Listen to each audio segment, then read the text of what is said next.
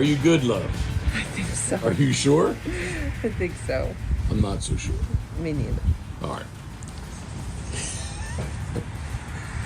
Are you? Don't ask. No. Are you good? Please. Yeah. You good to go? 100%. All right. We are testing out some new mics, so I hope that they work out well. We've used them before. We have not used them for this. No. Right. So. Nope. The fishing seminar, they did great. Yeah. Which, great segue. We did not rehearse this, but that's what this podcast is. It is about the northern snakehead, which I've done my little bit of research, and I really can't pronounce Chinese words.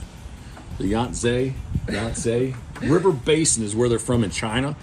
And in Maryland, I can't speak for the rest of the East Coast, but in Maryland, supposedly in 2002, the first one was discovered in a pond in Crofton, Maryland. So kind of if you're familiar, excuse me, I better slow down already. If you are familiar with Maryland, it's been a busy day. If you've been familiar with Maryland, if you are familiar with Maryland, wait a second. Oh boy. Now we're going to get good. If you're familiar with Maryland, it will be south of Annapolis, so the Chesapeake Bay. I used to, you know what, way back in the day, Capitol Raceway was in Crofton, Maryland. Drag racing, yep. I would go to Capitol Raceway. It was an old cement factory, or maybe it was a current cement factory. They also had a drag strip on it, Crofton, Maryland. That's why I know Crofton, down Route 2. And you know what? It's not south of Annapolis, now that I think about it. It is between Baltimore and Annapolis, Crofton. So, but, reel me back in. It is, it is episode 3 of the new Mondays. And we're going to give this a shot. So please let us know if you're watching on YouTube and or listening on any of the major podcasts. Because this is the Pitboss Podcast, brought to you by our very good friends at Molly's Place Sporting Goods.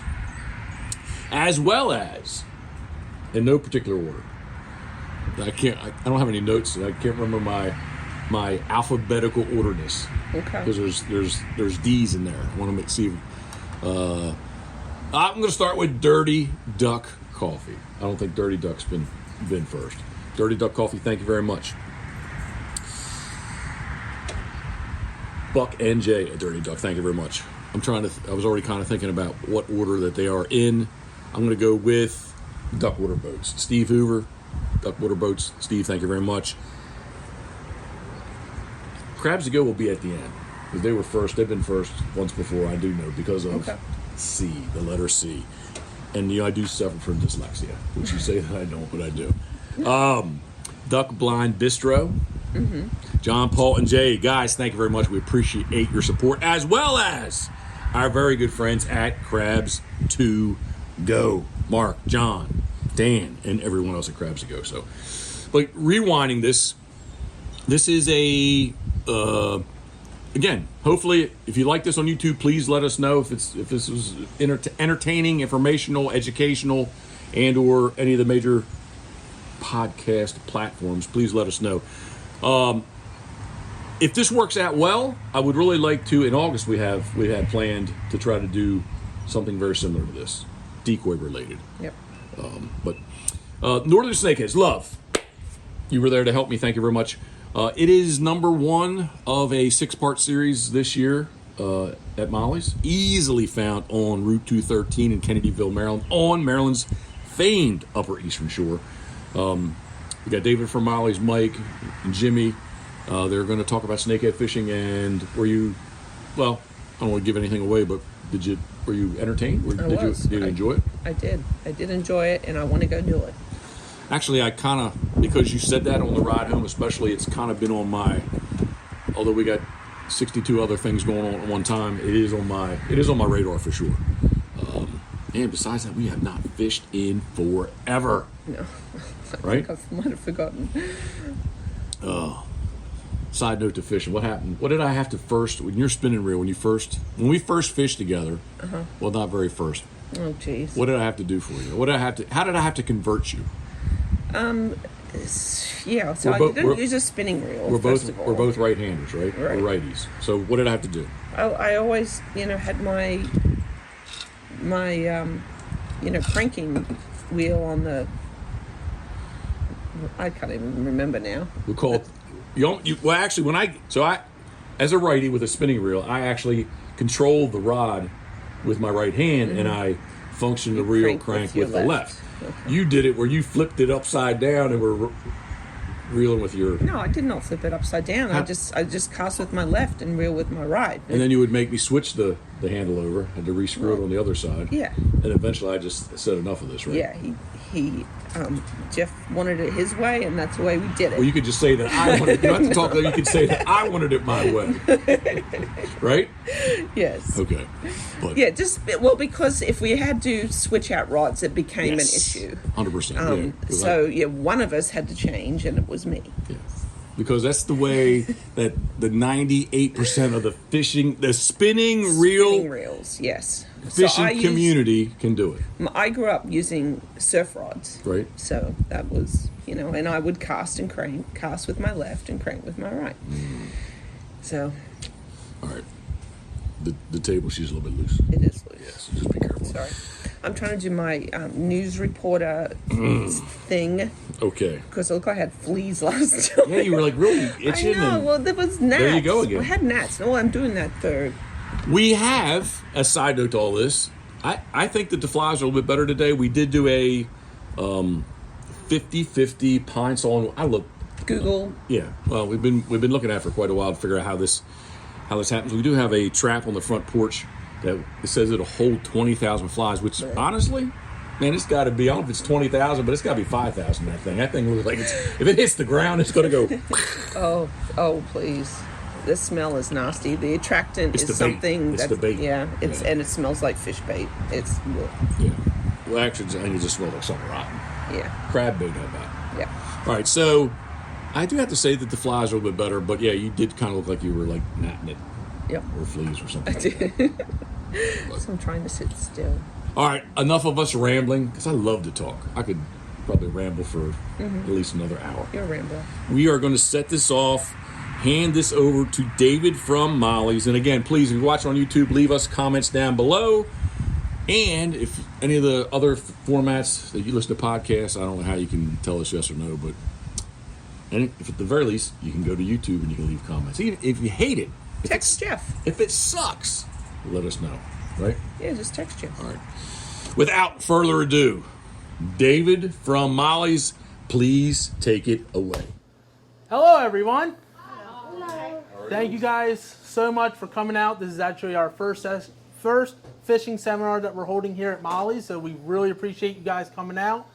Obviously, as the title says, we're going to be talking about snakehead fishing and try to get you guys out there catching some more fish, maybe hopefully even eating them. Over here I have Mike. Over here I have Jimmy. Mike's actually our fishing guy pretty much here. Jimmy is actually a outfitter. He guides for them, bow fishing, rod reel, stuff like that. So we're going to get into all sorts of those categories. Where do we want to start? You want to do bow fishing first, or you want to do... I'll say bow fishing for the last, because we know fishing's going to take up the main portion of it. We can talk about, I guess, location first?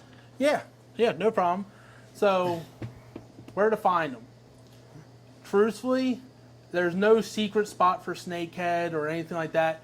They're darn near everywhere. Anywhere from the tributaries of the bay, ponds, lakes, they're literally everywhere right now. Literally just from my experience, all the way down south, all the way down to Solomon's Island, Maryland, all the way up to the furthest north, you can get in Elk River, Susquehanna Flats, all over the place. Just about any single tributary in the Chesapeake Bay will have snakeheads. I mean, every single river. Best locations are like the heads of rivers and creeks.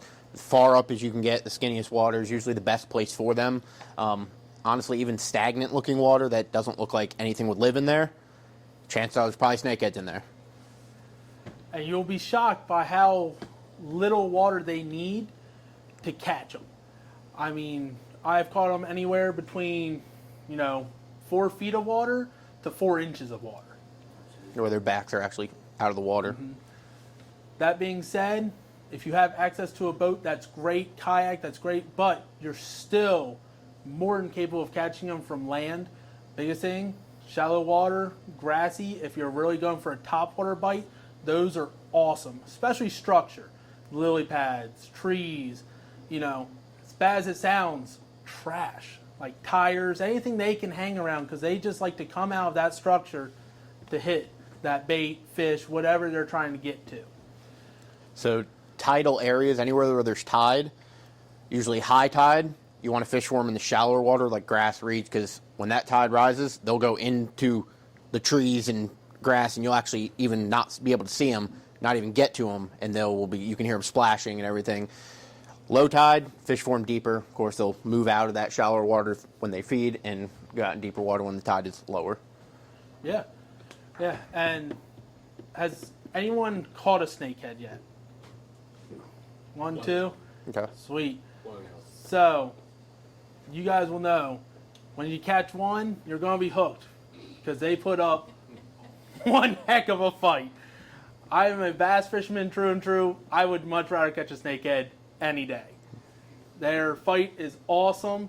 We're going to start talking about kind of the gear that we use personally to help us out. Mike, you brought mainly bait casters. Yeah. So I fish usually 2 main baits. I usually have 2 main rods. You definitely want heavier gear when you're targeting snakeheads, because you're usually fishing in the nastiest of stuff. This is actually a heavy action rod. I got 50-pound braid on there. This is my frogging rod, because you're literally throwing in trees and grass and reeds and everything. You want to be able to hook them and get them out of there, because they will wrap you up and break you off. Are you tying your braid right on to the... Braid right on. I don't find that any difference with a leader or anything. They are not really that line shy. Next one is usually a swim bait if they're a little bit deeper, or if I'm just want to change it up if I'm not really hitting the frog, a little subsurface. I do a little weightless or weighted little swim bait here. 3 to 5 inches usually what I go with. And you can fish that around lily pads, things like that.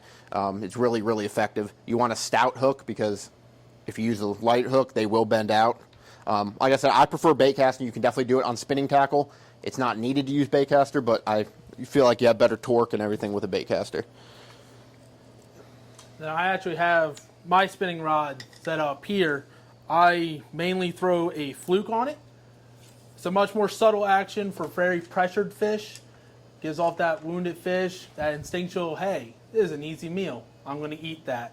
Now, I actually have mine braid to fluoro. This is a light setup, so I have my drag real loose, which is pro and con, because pro is that your line's not going to snap. Con, that fish is going to run with it, because they are a very strong fish. Very, very streamlined, so they can move their body at full force, and you can get tangled up in some nasty stuff. That's the importance of the braid. So like my frogging rod, once again, heavy action. I think I have 40 or 50-pound braid on here. And I don't know if you guys aren't familiar with braid. Braid has no stretch. As opposed to your like fluorocarbon or monofilament, which had some more stretch. Braid has no stretch. So if you set the hook, it's going straight to the hooks, and you are, because they have really bony mouths. When you guys catch them, they have extremely hard mouths, and it's hard to get a hook penetrated in it. That's why stouter rods, heavier braid, low stretch, you can really set those hooks and really very, very hard, like hard as you can, and then some. When they blow up, you want to make sure you set that hook very, very firm. Mm-hmm. We all know the YouTube guys, when they put their whole body into that hook set and they look like they're going to flip off the boat. That's you don't have to go quite that hard, but that's not exaggerating on how hard you want to set that hook. I can't tell you how many fish I've lost because it's like, oh, bite. It just doesn't penetrate their mouths at all, allows them to spit it. And if you guys have any questions, feel free to raise your hand, and we will. Please so you don't forget it. I just have one question. Won't they snap that line? Don't you have to have a metal? No. So their teeth are more like daggers versus like razor blades. So they don't. Yes, they can cut it, but you don't usually get broken off. So they're not. They're kind of more like daggers to grab onto fish and hold on versus more tearing and shredding. And what white line do you use? I like Power Pro, but usually 30 is my lowest. Usually 30 to 50, depending on what I'm fishing for. I use the Iowa J braid. You're going to find that you're going to have a preference. Nobody likes one line next to the next person. It's just whatever you have success with and feel comfortable with, that's the line I tell you to go with. Do you have to put a worm on the end of that frog so that he smells? Nope. You do not at all. Nope. These are just no bait, just lure fishing. You can use minnows if you catch minnows for live bait. You can throw them under a bobber. That'll work too, but Okay, but, all right, Minnows and bobbers are one of my favorite ways to catch them. yep. Live bait is, I mean, don't get me wrong, lures catch a lot of fish, but live bait just makes it a lot easier. Is there like a certain season to catch them? Like a good, like right now? I try fishing right now, but they're not fighting right now. So it's kind of weird. My personal opinion of snakeheads, they'll have a time when they're breeding, and it's basically what we consider as lockjaw. Like you will see them. You will throw everything in your tackle box They breed numerous times. 3 to 4 times a year. Depending on how warm it is. Where do they breed? Shallow. Shallow. Yep. Extremely shallow water. Yep. A lot of times, like right now, I mean, we fished last night. I've seen, I don't know, 40, 50 plus snakeheads last night, and almost every single snakehead we've seen was paired up. They're breeding right now, Yeah. heavily. That's what I And a lot of times, when they are breeding, they will not bite. You can the throw line. everything and Come they into won't. my tidal pond. Absolutely. And I see them in my tidal pond, and I've been trying to catch them with rod and reel in my tidal pond. I can catch them out on the river and, you know, when I bass fish and what have you. But when they come into my tidal pond, I can't seem to catch them on That's rod because and they're reel. coming in to breed. Yeah, that's exactly what they're My doing. tidal pond. Give Yep. it, Give it another few weeks. As soon as they lay there and That's fry, why I'm when shooting. they When you protect see, our fry yeah, ball. Yep. when you see the little balls of like shimmering water, that's their fry ball. They will do anything to protect that. So you can literally throw a stick with a hook on it in that, and they will destroy it. They get very territorial around They that. actually come out of the water and will look at you. Yeah. Absolutely. Yep. But so snakeheads, a lot of the time, they have to come to the surface to get air. It's not Oh, like okay. a normal fish. Right. They. I've seen them go up on the land and Yeah. stay up on the bank. Absolutely. So I'm also a commercial waterman. I do a lot of netting fish, and they will not survive in a net for more than a day or two. They almost every time you'll come back to the net the next day and they'll be dead because they have to come to the top for air. If it's submerged net. So like we have pound nets and Right. pound nets, they can come to the top. the air. As long as they can come up to the top, they have to Because I breathe. see them come They're not up. like a normal fish. Like I do a lot of bass fishing. I've Yes, fished sir. bass fish down here for almost 50 years. And when they come up to the surface, they see you, they go back down. Sure. I can't get them to bite. I'll flip Senkos, I'll put all kind of stuff in there. They won't bite it. And since That's they what we call do, lockjaw. since they do actually Yep. do breathe air, if you aren't seeing any snakehead up shallow and it's darker water, look for the little bubbles that come up because they'll come up, get air, and they'll go down, and then all of a sudden you'll just see some bubbles come up. Chances are it's either turtle or snakehead. You'll see bubbles, literally just bubbles come up like someone squeezed a balloon underwater. Little bubbles. Chances are there'll be snakeheads there. Yes, sir. How long are you waiting for your hook setup? It's almost immediate. Yeah, I like to do it. Some people tell you wait 2 seconds, 3 seconds. I usually, as soon as I hear it, I feel a little bit of tension, I just set it. I mean, hook sets are free. It's really a personal preference. I mean, Hook sets are completely free. You can, if you're in front of your buddies, they might make fun of you for missing it, and the frog comes at mock Jesus past you, but it's all happened to everybody. Wait till you see, feel a little weight. So, I prefer white typically. I have 3 colors: either vibrant like chartreuse, yellow, or pink, white, or black. Those are like my 3. I'll throw a natural one in there. Like I have my box here. I usually throw natural, white, or if it's a sunny day and there's no cloud cover, I'm throwing all black because it creates a really strong shadow underneath of it Just to let black. them see it. That silhouette will, if it's like you said, it's very bright. That black shows up as a silhouette, better for them to grab. Also, bladed frogs. If it's sunnier, things like that.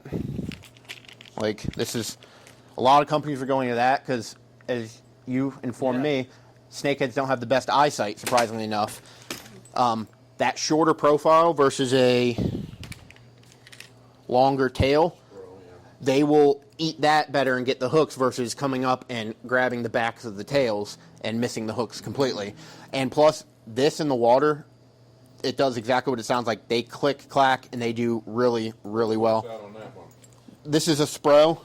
It's called the Pro too? Bronze Eye Blade. So the hooks are in by the body? Yep, Yeah. so it's still weedless, as you can see. So the hooks are weedless, Yeah, okay. but as soon as they bite and collapse, those hooks are exposed. Yep. And that's another reason why you want to have a stouter rod, because these hooks are very stout, very, very sharp, and it takes a lot of force to get them stuck in the mouth of the snakehead. And if you're finding that you're missing fish, even with like a frog that size, you can always downsize. So this is a Snakehead Outlaws. This has the little charmers on the back. That way, clacking, shine, everything the same. But with it being a smaller profile, even if it's a smaller snakehead, they can still fit this in their mouth. Because you'll find the little ones right now will still bite. Big ones, they're a little tougher because breeding, lockjaw. Yeah. And I like this little, it's actually a jackal frog. It's a super small profile, but it's still a 1/2 ounce. I added little blades to the bottom of it to get, because these don't come like that. But as you can see, that one, I mean, this one is, I used this at your pond all last year. And it, I mean, it has teeth marks in it and everything, and it's still running true. Very, very good frog as well. Also, if you miss a snakehead, that's why I also like to have a swim bait tied on. If they miss it and you throw back and you won't catch them, sometimes a little subsurface like a swim bait, throw in that exact area, run that by. Sometimes they'll just easily grab that versus coming back up and committing to a frog. Go deep. Yep. If you miss them, a lot of times snakeheads will go deep. They'll go deep, or they'll bury themselves in the mud, or they'll just go into the grass bed. Yep. You throw something like his swim bait, go deep, and you get closer to them on the bottom. It depends how deep you are, also. I mean, if you're fishing 4 to 6 inches of water, you're not. Yeah. But Chatterbaits. Another. I don't know if anybody of you heard of chatterbaits. Most of mine are on chatterbait. Yep. you like I was sound. going to say, that's the one beautiful thing about the snakeheads is that half the stuff you're throwing for bass, you can still catch snakehead on. Yes, chatterbaits are extremely, extremely versatile lure. They work. That's the ones that's just So, Yeah. So Blade is jiggy. so this is going to be, this is why I have that is this all actually- chatterbaits. I was going to say, this is actually one by addiction bait, the one that we carry here. So, basically, this blade, as it runs through the water, So it's a jig head basically with an moves exposed hook, back and forth. but with a jig blade So on it it. So vibrates, gives this tie a that, crazy action and that as will it's going through go as like well. that in the water, and this whole bait will do that. Yep. So the skirt moves on a regular chatterbait. This one is You guys just wanna- kind of you wanna makes pass that a around to show wider people? swing. So this is a chatterbait. You got to wait on your hook. Yeah. So like I said, this is one that's actually made by Addiction Baits. I'm just going to say, did you do that? Or I did not. Nope. I came that way. Yes, sir. I could rig one that way. I got plenty of those hooks. That's one that he says It's he interesting. I didn't. I was make that. Now chatterbaits don't work the best around any wood, just because they're prone to roll over and get snagged. Because that blade is coming out in the front, and if they hit that, it tends to roll, and your hook point will go straight in the wood. Typically, I like it in grassy areas, more open areas, but they're very, very effective lures to catch snakeheads. They work really good because of vibration and sound. Snakes don't like anything, or snakeheads, they don't like anything in their territory. They're very territorial fish. If there's another fish coming into it, where it lives or where it's protecting its young, that's when it will attack and eat it. So, Yep. And if you are throwing a chatterbait, anything like that, that's kind of when you have to start worrying about what color should I throw. Whether the water's clear, whether the water's dirty, stuff like that. Typically, the darker the water, either super dark colors, black and blue, or a super vibrant like chartreuse or orange or something like that, so they can see it. That darker color will contrast better in the darker water, and that vibrant, it will, kind of show up. And then clear water, just more natural-ish Yep. colors Like is what I, kind of like a green. yeah, like a pumpkin, darker green, yep. things like that. a lot of times what I tell people is when they ask, how do you catch a snakehead? Act like you're bass fishing. If you act like you're bass fishing, you're going to catch a snakehead. If you're on a kayak or anything, hit the shoreline, just fan cast wherever you make multiple casts. And another thing is, if you don't catch one in one area, come back in 15, 20 minutes, and sometimes there will be snakehead there. Always, never give up on an area is what I find, is make multiple casts, come back later, and you can catch them. And what you will see these snakeheads do a lot is, especially if you're fishing top water, they will come out of that structure. You'll watch them shoot out. There'll just be a straight V that comes to your bait, and then it just stops. Stop right before your bait. They will sit there and watch it. That's when you want to be very subtle, slow down, little twitch here, a little twitch, and then all of a sudden you'll notice it will either just nip at your bait or it will full on take it. Unfortunately, there's not really a way to control what it's going to do. I've You had them just kind of sometimes. hope for the best. I've had them where they've come out of the water completely, and just literally will skyrocket like a torpedo. And I've had them where it's just like a little, and they just just a little grab pop. it. I guess you want to talk about kind of what to look for in areas if you're. We kind of went over that already. Okay. Structure, lily pads, shallow water. We already covered that part. We want anything else you Marsh want? grass. Marsh Trees. grass, yes. Marsh grass, pretty much. How do you prevent them from getting snagged on them and stuff with their sharp little hooks? A So, lot of them are weedless, yep. so The hooks face an opposite direction. Like on the frogs, the hooks actually face up in the air. So when you're going over top of your grass beds and your weed beds, the hooks face up. So when the snakehead grabs the top of the hook, it pulls down.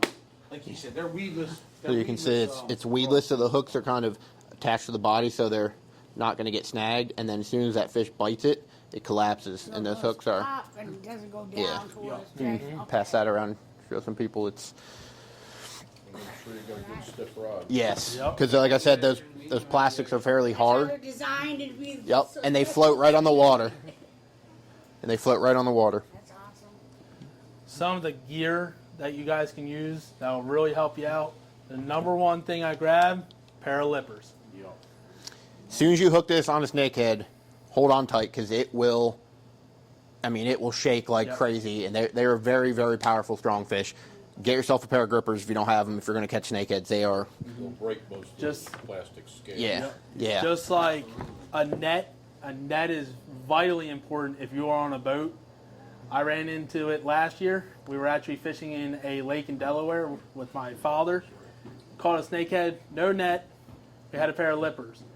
Snakeheads have really strong jaws. If they don't want to open their jaws, they will not open them. You almost have to wait them out. So if you can net them, have them sit in that net, let them tire themselves off to where you can get those lippers in, it's way easier. We ended up having, basically, I went overboard grabbing this fish to put it in the boat. So don't recommend that portion of the fishing. You better tell them how long they live in your live well. or Yeah, that's the other thing. If you want to whatever. keep them, to transport them, you do have to kill them in the state of Maryland. You don't have to kill them if you catch them and release them in the exact same area, but they're preventing any more of the transportation of fish. So if you do want to take it home and eat it, you have to kill it, where the bat comes in play. I was going to say, well, we can talk about the pliers too. Yeah. What a lot of people will do, and in my personal opinion, it does improve the quality a little bit because it allows them to bleed. It's kind of like bleeding out like, you know, an offshore fish or anything like that. Bleeds out the meat a little bit. You can take your pliers, take out its gills. You do need to remove both sides of the gills. Just helps them go a little bit faster. That, or if you're like me and you're on a kayak and it's hard to get lippers and pliers as this fish is going about, you have the old billy bats. You'll be surprised what one good whack of a bat to the back of that head, it will stop that fish from moving any further. And you will hear it because, like I said, they have Oh, it really dings. bony heads and mouths and everything. It's a big thud, and And that's the thing. It's not like, you know, you can take a knife and, you know, kind of stab into that.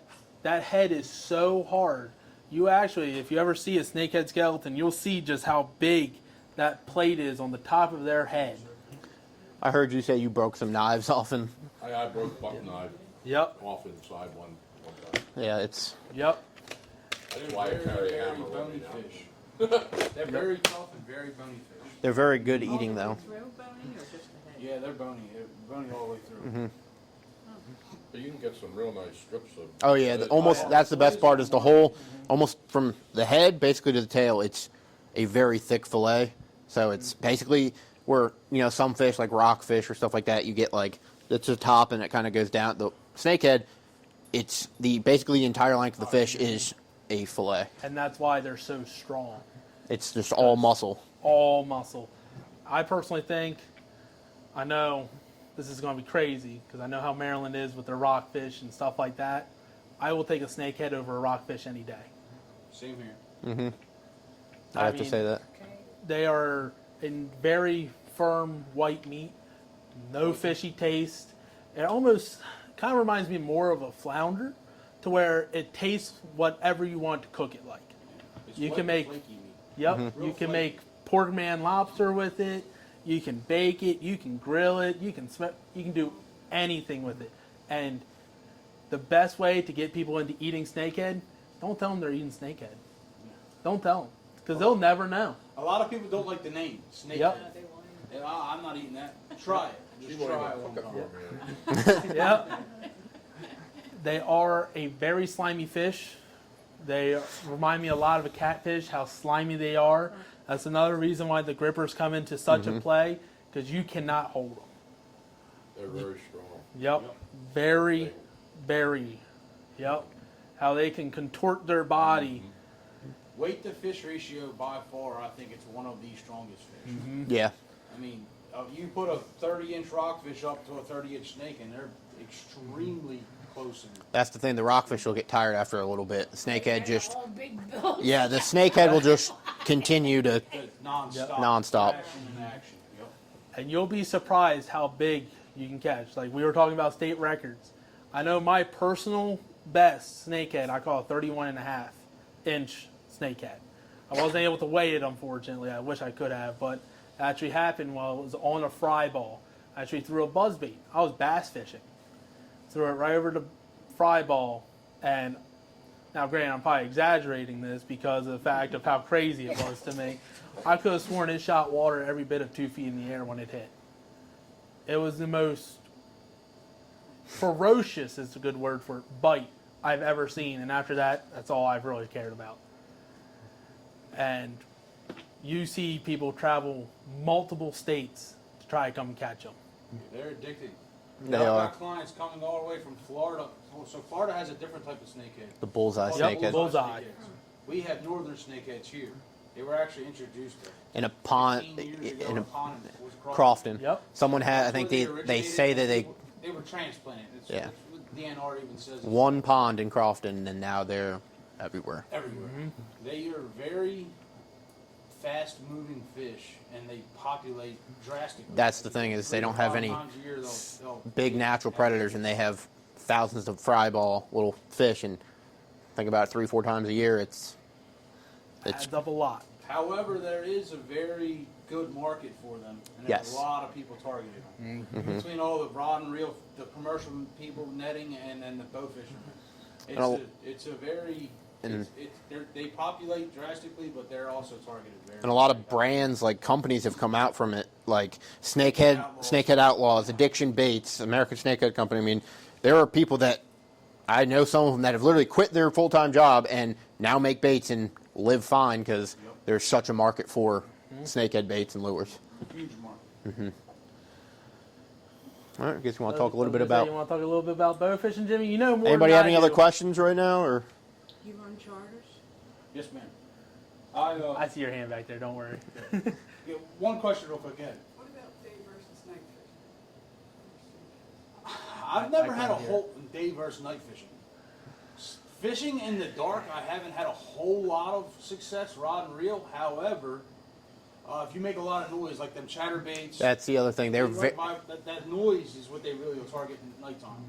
Personal opinion, best time to catch snakehead is right at first light or right before dark. And if you're ever, another thing, since they can be very skittish as well, so if you're coming up to a pond or a lake or anything, kind of walk slowly, because if you walk up and make a lot of noise, you'll see a big cloud of dirt on the bottom, and the snakehead will just take off. So don't just stomp around, kind of walk up slowly to either a pond or lake or something like that, and you can have success doing that, because sometimes you'll be able to walk up real slowly and see them and be able to make a cast and catch that fish that you see.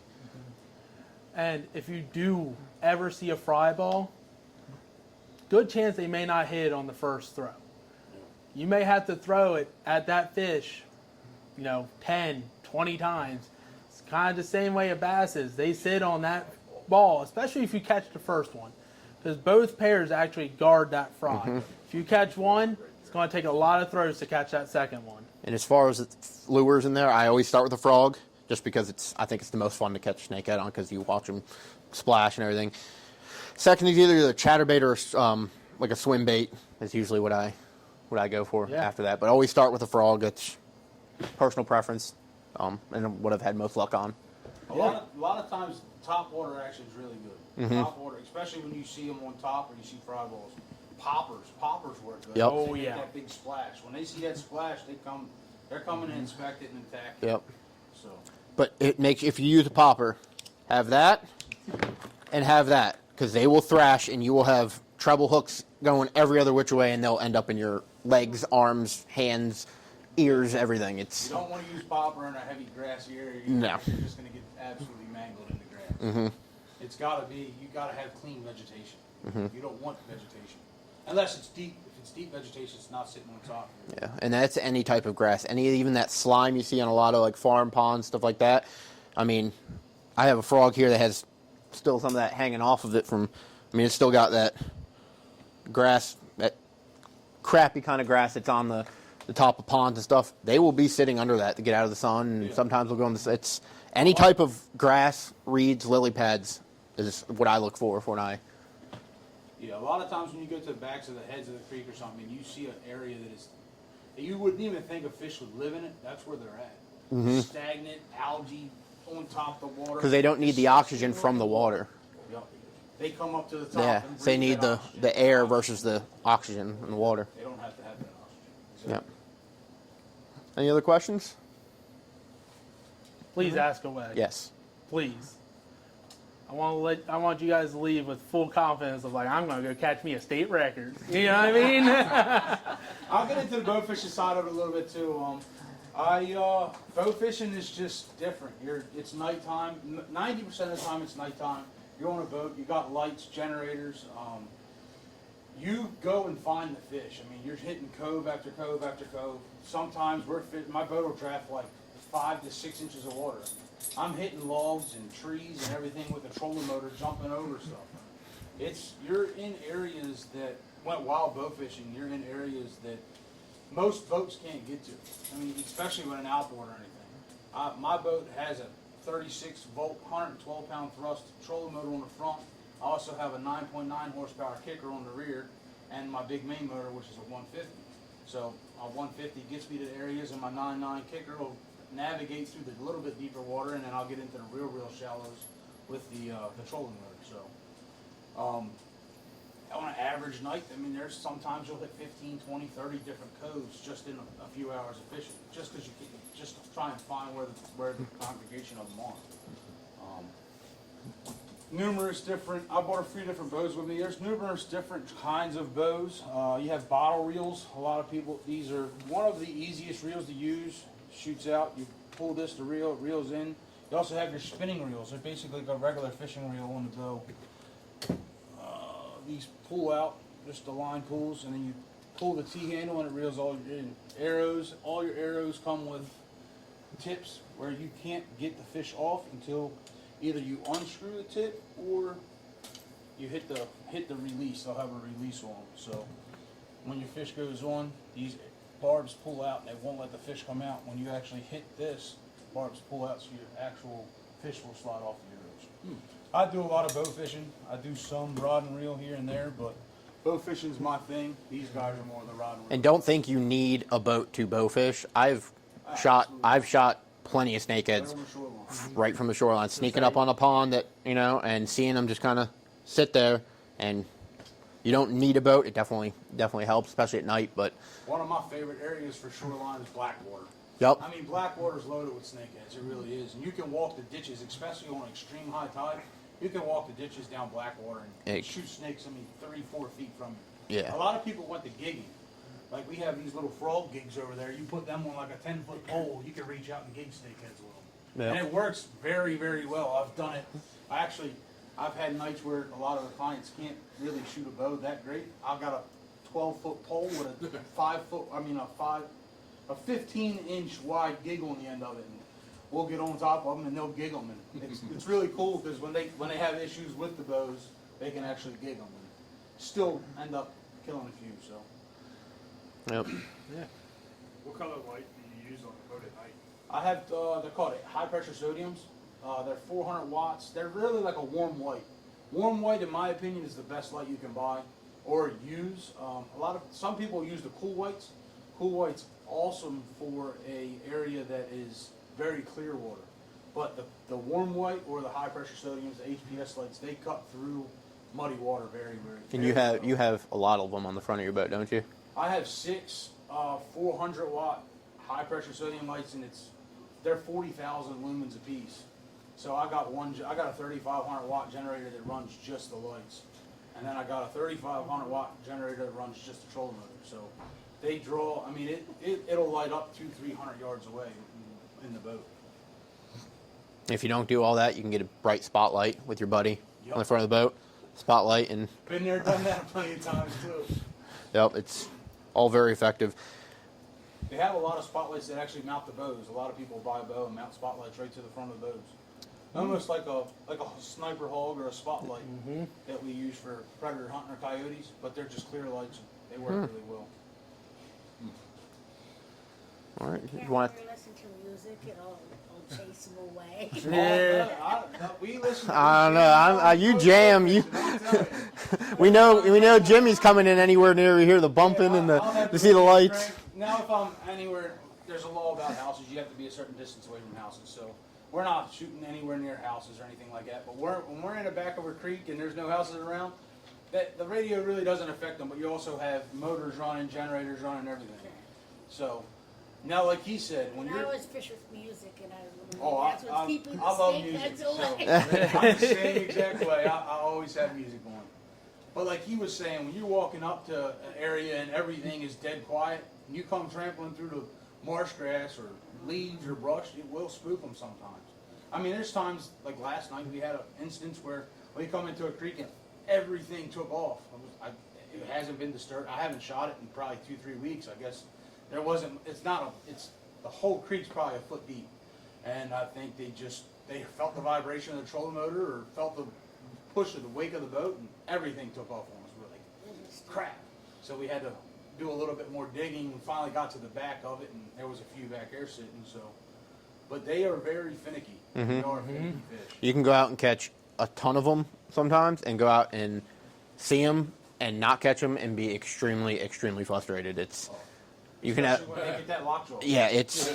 I've been one day, I think it was a Friday or Saturday, we went in the morning and we caught probably 15 or 20, back to back to back in like 2 hours. Went back the next day and never even caught a fish, and we released every fish we caught. So it wasn't like You there took weren't 'em. no fish there. I mean, it was just, I have a question. Now, when you use this bait, can you catch other things on this bait at all, like stripers or anything? So if you're not going to catch a snakehead, you might still be able to catch something like catfish or something. So usually the frogs, they're more geared towards bass and snakeheads, which kind of go hand in hand. Typically, if you're areas where snakeheads are, they're going to be bass. Same, vice versa. Swim baits, you can catch them on. These are these little guys there. The little paddle tail swim baits. They work for rockfish, bat, just about everything. you catch white perch on these swim baits. Yeah. sometimes. It all depends on your bait, like he was saying. A lot of times, most of the time, when you're trying to catch a snakehead, you'll catch a lot of largemouth bass in the process of it. Or if you're bass fishing, there's a lot of guys like, I'm from over in Baltimore County. A lot of guys fish all the big tournaments over there for bass. Them boys are catching snakeheads nonstop. Yeah, and if you're catching a bunch of bass in one area, don't think that there's not a snakehead. They don't. It's not like especially bigger bass. They live pretty much in the. We've been boat fishing and had a largemouth here and a snakehead here within 3 foot of each other. They won't eat each other when they're that big. And, they always largemouth eat snakehead fry all the time. Same vice versa. Snakehead eat largemouth fry. But when they get like a certain size, they just kind of coincide with each other. Yeah, they live together. So if you're catching largemouth, don't count it out that there's not snakeheads there. Chances are there's probably snakeheads there. I'm just curious. They're because hurting the largemouth that if I don't know In certain areas, that I can catch like we fished a lot of Potomac. Yeah, a lot of these are fairly And universal. I'll go down to Potomac River. Like we shot a big tournament down there. It's called the Potomac River Big Five, and that was about 3 weeks ago. And we seen, when I'm not exaggerating when I say over, probably 1,000 plus largemouth, and we might have seen 15 or 20 snakeheads. But the market and the drive for people down there for targeting snakeheads is astronomical. 90% of the time, most people that bass fish, they're releasing every single bass that they catch. A lot of people snakehead fishing are targeting them to eat them because it's such a good delicacy and people want to eat the fish. So, And some restaurants are actually starting to sell them. I think Kentmore and on Kent Island, they actually have it regularly on the menu, and they get it from people like Jimmy and In stuff the like. last week, I've had 3 different restaurants contact me buying snakehead flakes. Yep. From back in my area. Yeah. I mean, like I said, I'm a commercial waterman. I have a TFL and all kind of licensing and stuff to sell anywhere from crab. I'm a commercial crabber, fisher, and bow fisherman, and we sell any kind of fish that's legal to sell. We sell. So restaurants now are really starting to pick up on it. Oh, everybody wants snakehead. They keep asking for snakehead. You get snakehead. Oh yeah, we got plenty of it. Legal. So. Yep. Anything else you want? Getting into that portion, it's my favorite segment. We're going to talk about how to cook them. So, I actually, believe it or not, somehow selling guns. I actually went to culinary school, so I get really excited when I talk about cooking them. And as you can tell, I'm Yeah. me too. Look. This is self-made, I can tell you that. But introducing it to someone, there's nothing wrong with a little bit of just like a fried snakehead ball. There's nothing wrong with it. Cut them into 1-inch strips. I personally like to use my binder of Frank's Red Hot. The wing sauce works really well. I won't lie, I stole this straight off YouTube. I didn't make this up. But Frank's Red Hot wings, put into your breading, fry it, just pan fry it. It gives it a little bit of spice. It's fantastic on like a taco, anything like that. Snakehead taco. Yep. Oh. Me over. Now, my hands down favorite way to make it is a blackened snakehead over like a cheesy rice with a little bit of gravy. Had it actually down in Louisiana with catfish, and I recreated it with snakehead. It's phenomenal. I use actually the Traeger blackened Saskatchewan seasoning, and you just powder it up real good. Don't be shy on the seasoning. Into the oven, let it cook. In the meantime, go ahead and make your cheesy rice. You can be cheap like me. I just go with the old rice-a-roni mix, you know what I mean? Right from the dollar store. Put that on there. Little bit of just, I find actually, believe it or not, beef stock tastes really good with it. Digging that up with the gravy, pour it on top. It's fantastic. Once again, don't tell them it's snakehead. It's rockfish. It's catfish. They will not know the difference. I've made fish and chips with it. I mean, it's so versatile, you'll be astonished what you can do with it. I brought poor man's lobster. I've actually have steamed the fish, shredded it, and used it as crab dip. A lot of people make fish cakes on Yep. them. Crab cake with fish cakes. Yep. My favorite way to smoke it. I've had somebody smoke it for me. It was only like 3-4 weeks ago. I was like, wow. Yep. It's pretty good. phenomenal. It is. It really is good.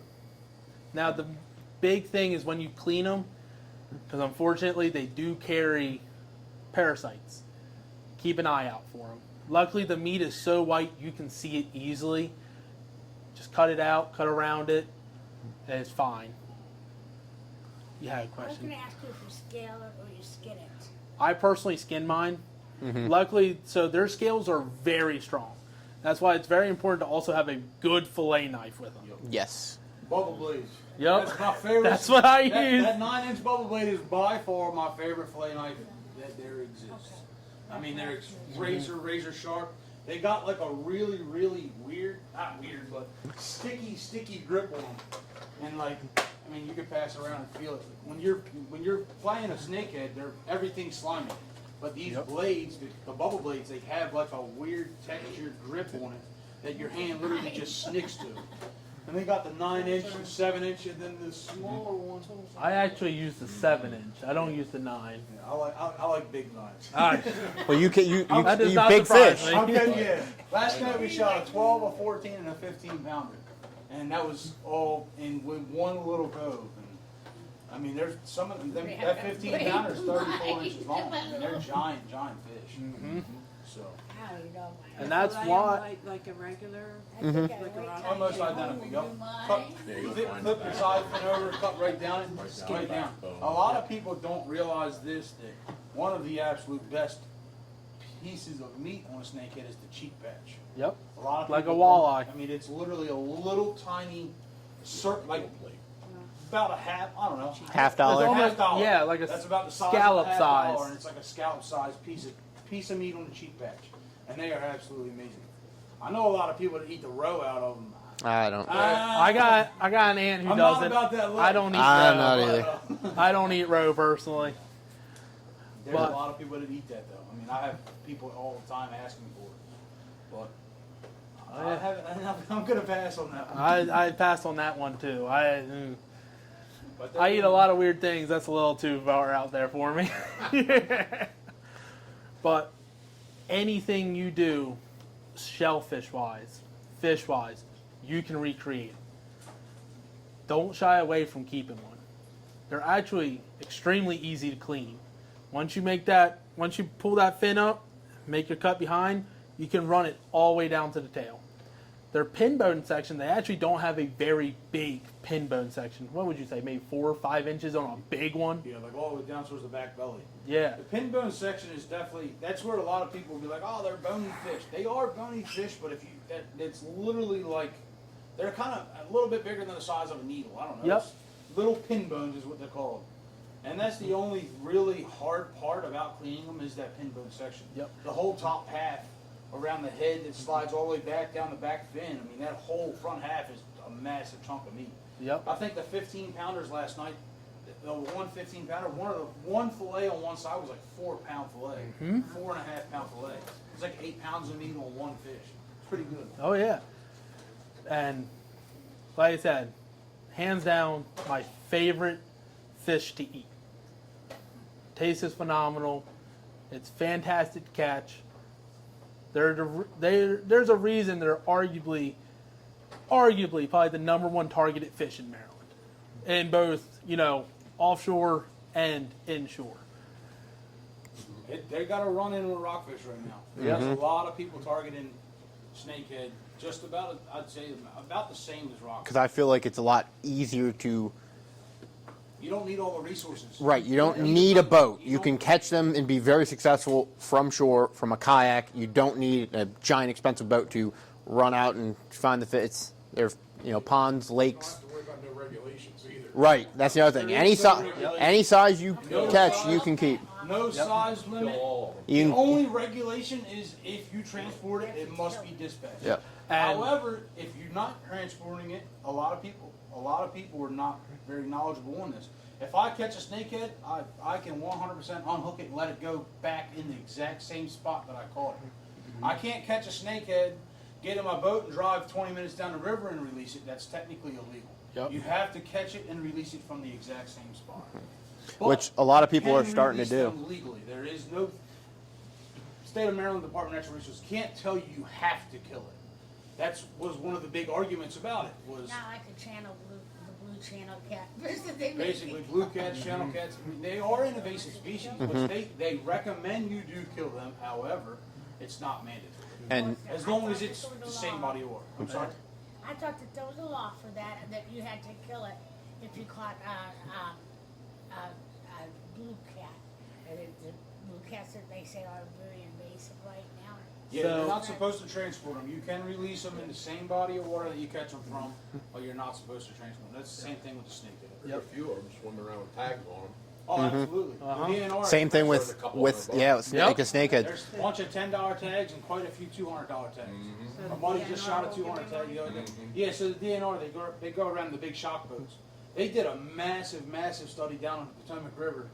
Actually, it was really Virginia that did it, but Potomac River, one side's Maryland, one side's Virginia. Down by Smallwood. Actually, it's called a Little Hunting Creek. They tagged hundreds and hundreds and hundreds of snakeheads. It's right across, it's a little bit north of Smallwood, I believe. Yep. Right across from Fort Washington. Yep. Fort Washington, right across from there's a little bridge, and Fished you that go under it. for many years. Everybody knows about it up there, and it's called Little Hunting Creek. And they tagged, they went through with the shock boat, caught all these They fish. just did over the Tagged Northeast them. River too. Yep, they did up north. Yep, sir. Yes, sir. But those blue catfish actually have more of an environmental impact than the snakeheads do. 1,000,000%. Because blue cats never stop eating. They will eat literally everything. I just Everything. caught one yesterday, blue catfish. I wanted to see what he was eating, so I opened his guts up on the boat. He had nothing in there. Okay, I put him in my live well because I figured I'd bring him back to the house, whatever. I don't know what I was gonna do with it. 3 hours later, I got back and he was in the live and he was still swimming with his guts wide open. Yeah, Blue they're catfish. Blue cats are one of the most That's detrimental fish to the state of Maryland, in my opinion. it's because they get large too, and they will eat. I actually ended up throwing him out of the boat back into the river, but we live on the Bohemia River. Yeah. Okay. We've caught blue cats down on Potomac River upwards of 80 pounds. Up here, our biggest one ever, I think, was 57 or 58 pounds. And that's right here, like I said, Baltimore County is where I live. We commercial fish. Blue cat's one of our #1 fish that we target in the commercial industry. And I mean, we found that blue cats, and some days we catch thousands and thousands of pounds a day.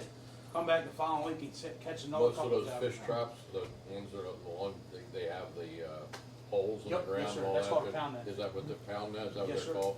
And that's what they're really looking for, they're trying to catch any kind of Catfish, shad, yeah, just about anything, but rockfish we're not allowed to keep until June 1st, and you have to have a quota for that, so.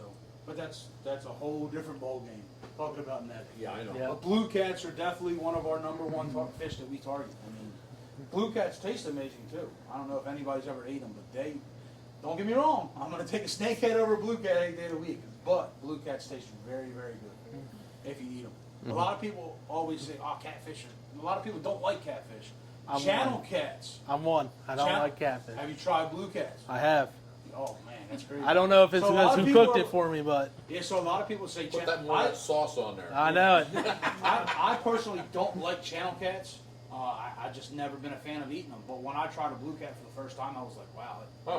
blue cats tastes way better than channels. Yep. Hmm. Any questions?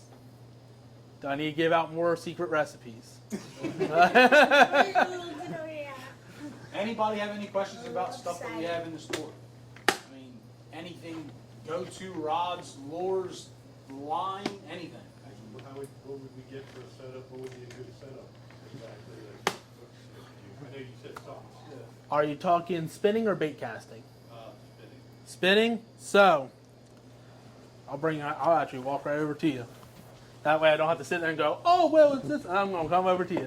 So, this is a Fenwick. I recommend a medium action.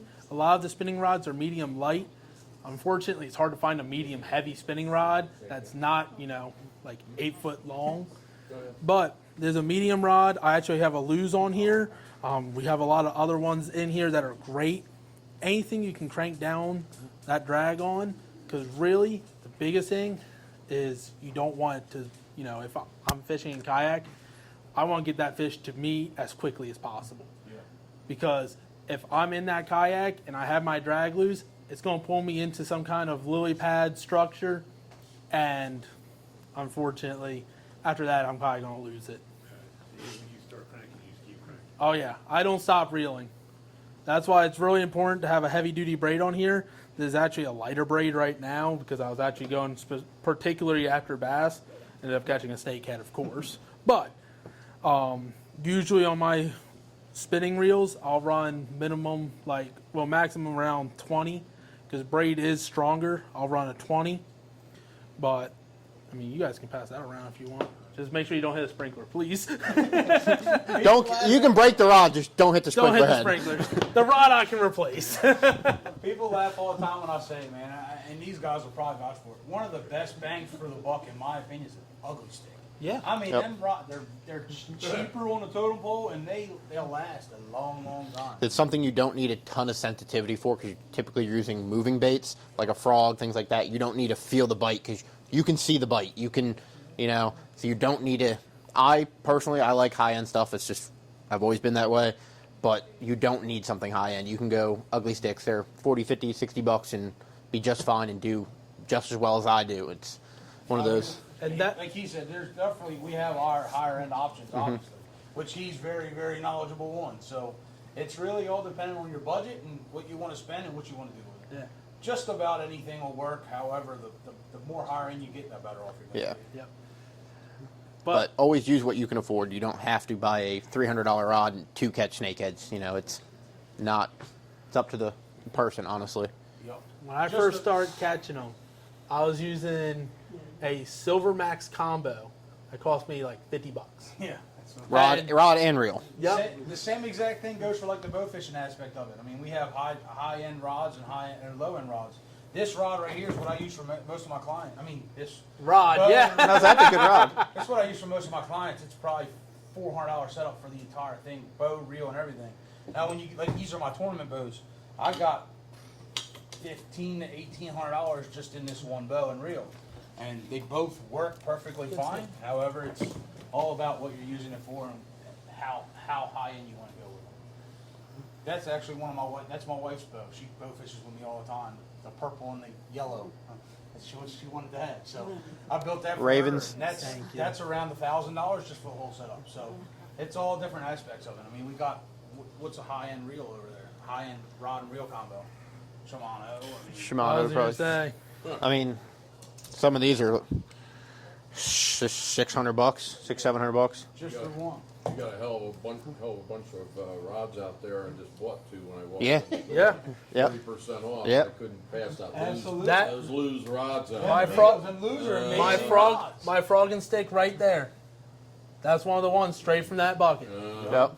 I saw them. I didn't walk by them. Yeah. You bought a couple, huh? That's right. That's what I'm Yep. saying. It And doesn't I've matter. got so what- many fishing rods. I don't even want to tell you how many fishing rods I have. Oh, I get it. Believe me.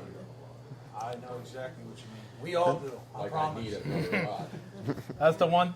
That's the one thing I won't tell my wife about. She was with me, so I couldn't do it. Oh, What do they say? It's like, oh, when I pass away, my wife's going to sell what I sold it for. Yeah. That's a bad idea. Don't Yep. do that.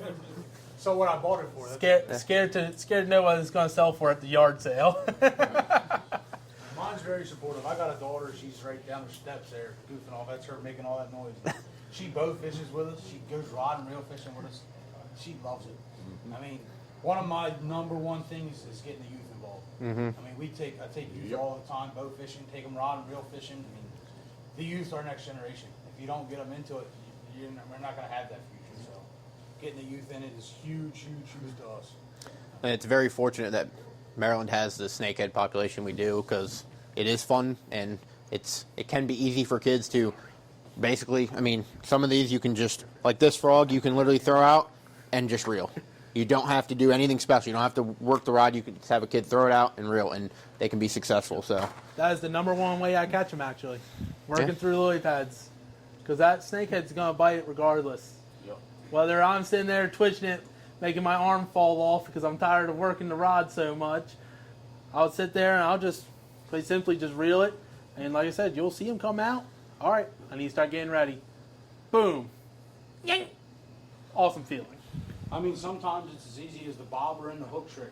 Take Yep. a bobber, take a hook, put a hook underneath of it, 12, 24 inches, throw a live minnow on it, cast it out. The kid will sit there and watch the bobber. Once the bobber goes down, they reel, and they got a snakehead. A lot of times, like I was saying before, when them boys down there in Blackwater, I've done it myself, Blackwater, shoot them in the ditches. That's where 90% of the people are catching them right on the side of the road down there. Yep. Bobbers and hooks, or throwing lures in there. That's one of And my that's- easiest places to catch a snakehead, in my opinion.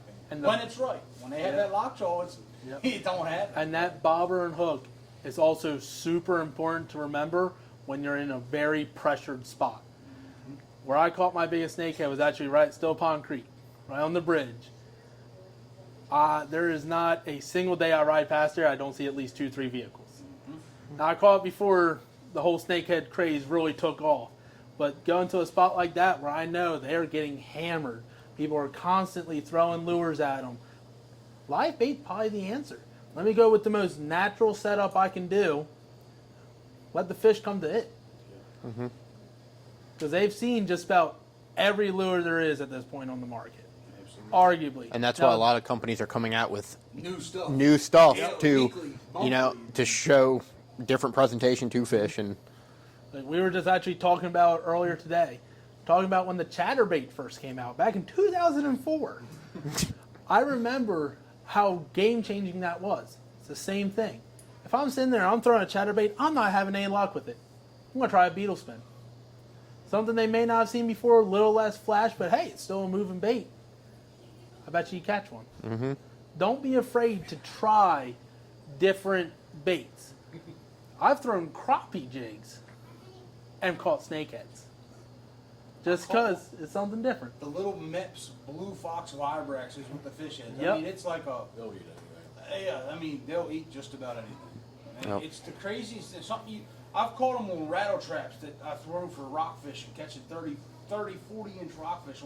I mean, the fish was probably 14 or 16 inches long, and it was on like a 6 or 7 inch rattle trap. It couldn't even fit the fish in its mouth, and a snakehead ate it. Yep. Couldn't believe it, but I mean, it happens. Just because you don't think it's going to work, it may. I mean, they're oddball fish. They really are. I mean, they're not normal. It's not like a largemouth. Is there any more questions? Please let us know. All right.